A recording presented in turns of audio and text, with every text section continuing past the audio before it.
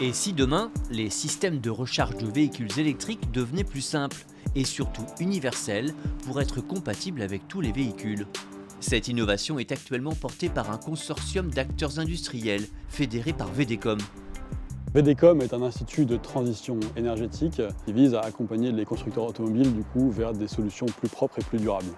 Pour avancer sur l'objectif de rendre la recharge électrique la plus universelle possible, VDCOM a ouvert son projet aux constructeurs automobiles, mais pas seulement. Le projet Mobena est un projet qui fédère 20 acteurs industriels de la chaîne de valeur et des services de recharge des véhicules. Des constructeurs de bornes électriques sont engagés dans le projet. Nous, ce qui nous intéresse dans le plug and charge, c'est de faciliter l'utilisation des bornes. On cherche à optimiser l'expérience utilisateur pour que ce soit le plus simple possible. C'est effectivement très simple de recharger son véhicule avec le plug and charge. Des essais techniques concluants se sont tenus sur l'aire multimodale de Longvilliers, un site laboratoire de Vinci Autoroute, l'un des membres du consortium. Avec ce véhicule Renault, autre partenaire du projet, le plug and charge est possible. Tout se fait par transfert de certificats et de contrats de paiement. Donc toutes les infos sont sécurisées entre la borne et le véhicule. Avec un avantage important pour l'utilisateur. Le principe est de supprimer le badge qui permet de se charger.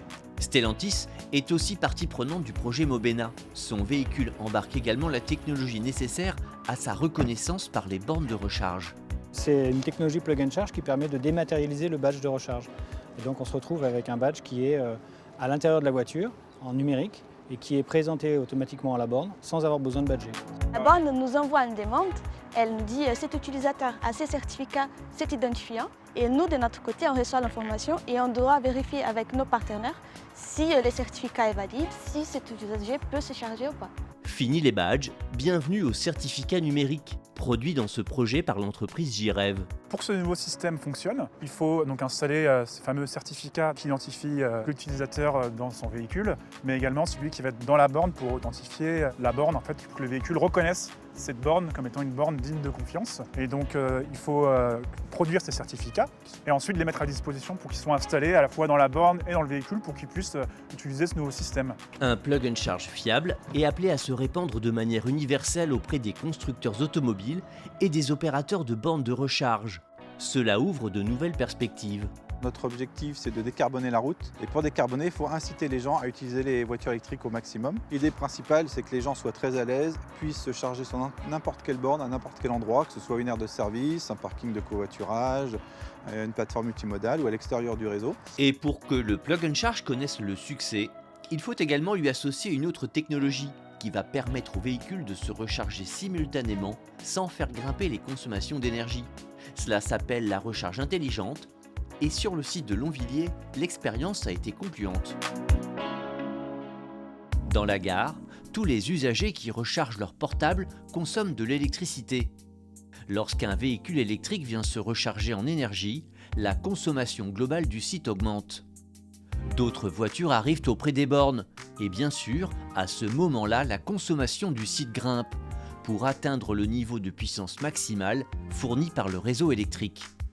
C'est là que la répartition intelligente entre en scène.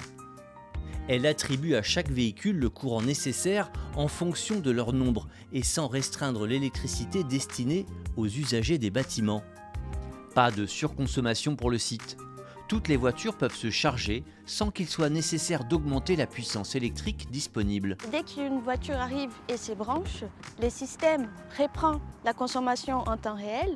Il va calculer combien il peut donner à cette voiture qui vient de se brancher. On a eu besoin de faire la recharge intelligente sur ce site parce que la puissance qu'on avait avant, elle n'est plus capable d'absorber les 13 bornes qu'on vient d'installer. On va prioriser les bâtiments et on va donner aux bornes que la puissance qui reste. Pour faire des essais, on n'a volontairement pas augmenté la demande à Enedis en charge. En fait, on a dit on va rester sur ce qu'on a comme énergie actuellement et on va l'optimiser. Puisque le nombre d'automobilistes qui optent pour un véhicule électrique continue d'augmenter, les besoins en électricité vont s'amplifier, mais une solution est envisagée pour y faire face. C'est la première étape.